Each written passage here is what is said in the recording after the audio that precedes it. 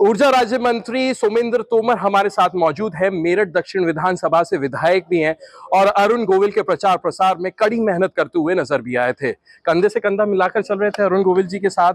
कैसा आपको लग रहा है कि माहौल चल रहा है, क्योंकि सपा और बसपा दोनों दावे कर रहे हैं कि वो जीत रहे हैं?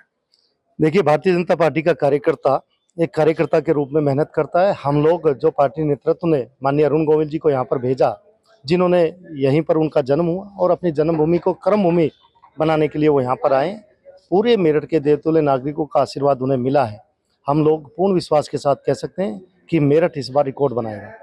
मेरठ इस बार रिकॉर्ड बनाएगा, लेकिन अरुण गोविल जी के कुछ बयान ऐसे आए जिसे लोगों ने या कहें विपक्ष ने प्रचार प्रसार के दौरान इस्तेमाल किया। जैसे संविधान बदलने वाली बात को कयास लगाया जा रहा है कि संविधान बदल दिया जाएगा, और जब जीत जाएंगे, उनसे पूछा गया था जब जीत जाएंगे क्या मेरठ में रहेंगे नहीं रहेंगे, तो उन्होंने कहा समय बताएगा।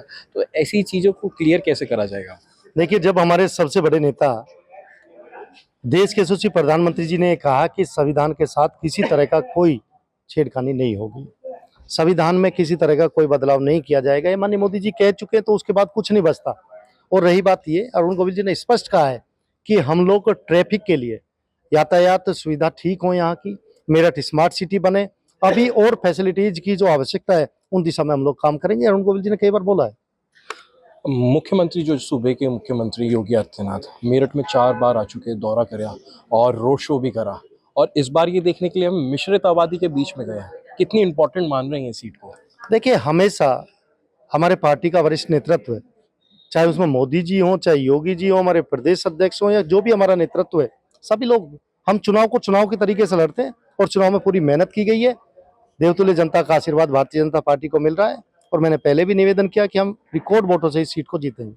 कुछ जातियां नाराज हो गई, चुनाव स्टार्टिंग के दौरान देखा गया कुछ जातियां नाराज हो रही हैं, राजपूत समाज नाराज हो रहा है, अलीगढ़ में ब्राह्मण नाराज हो रहा है, बागपत से आप खुद भी आते हैं, बागपत में भी यही देखा जा रहा है कि ब्राह्मण समाजवादी पार्टी की तरफ ज़्यादा रुख कर रहा है, ऐसी सूचनाएं हमें मिल रही हैं। इसको लेकर क्या कहना चाहिए? देखिए, परिवार है। यदि मैं ब्राह्मणों की बात करूं तो ब्राह्मणों ने हमेशा दिशा देने का काम किया, देश के विकास के लिए हमेशा बात की, राष्ट्रीय सोच के साथ काम किया। ठाकुर समाज की बात करें तो वो समाज हमेशा धर्म की रक्षा के लिए, राष्ट्र को आगे बढ़ाने के लिए काम करने वाला है। सबका आशीर्वाद भाजपा के साथ। बागपत से, क्योंकि आप रहे भी हैं बागपत में और जानकारी भी आपको बागपत की है, पूरे प्रदेश के आप ऊर्जा राज्य मंत्री, बागपत की थोड़ी सी बात कर लेते हैं। वहाँ पर ये हो चुका है कि जाट वर्सेस अदर, ये जातियों में क्यों बढ़ता नजर आ रहा है चुनाव? पहले तो पार्टियों में रहता था। देखिए, कोई इस तरह का नहीं है। मैं गुर्जर समाज से हूँ, लेकिन वहाँ पर सब राजकुमार सांगवान जी जो हमारे लोकदल के प्रत्याशी हैं, भाजपा के साथ गठबंधन में हैं, भाजपा के साथ पूरे देश का नागरिक है और सभी जातियाँ भारतीय जनता पार्टी के साथ है, गठबंधन के साथ है। जो हमारा भाजपा लोकदल का गठबंधन है, एनडीए के साथ है सब। अखिलेश यादव बयान दे रहे हैं अलीगढ़ में कि वो ताला बना दीजिए, क्योंकि वहाँ पे ताला बनाने का भी काम चलता है, मोहर बनाने का भी काम चलता है, तो ताला बनाने की डिमांड करिए, और ऐसा ताला कि भाजपा की पूरी जमानत जब्त हो जाए। इस तरीके की लैंग्वेज यूज कर रहे हैं, भाषा दे रहे हैं वो। अपने क्या कहना चाहिए? देखिए, अखिलेश जी को ये याद तो आया कि अलीगढ़ में ताले बनते हैं, नहीं तो अलीगढ़ को दंगे के रूप में उन्होंने हमेशा उसे दिखाया, दंगे ही वहां पर होते थे। और ये जो पहचान दी है, ये ओडीओपी के माध्यम से माननीय देश के प्रधानमंत्री और माननीय उत्तर प्रदेश के मुख्यमंत्री योगी जी के द्वारा दी गई है। ताले की चाबी जनता के पास है और जनता वो मोदी जी को दे चुकी है। आखिरी सवाल पूछूंगा। अखिलेश यादव से हमने 1-to-1 किया था, बात की थी, तो अखिलेश यादव से पूछा कि आप कितनी सीटें जीत रहे हैं, आपका क्या अनुमान है? तो उन्होंने कहा कि 80 में से यूपी में हम 79 जीत रहे हैं।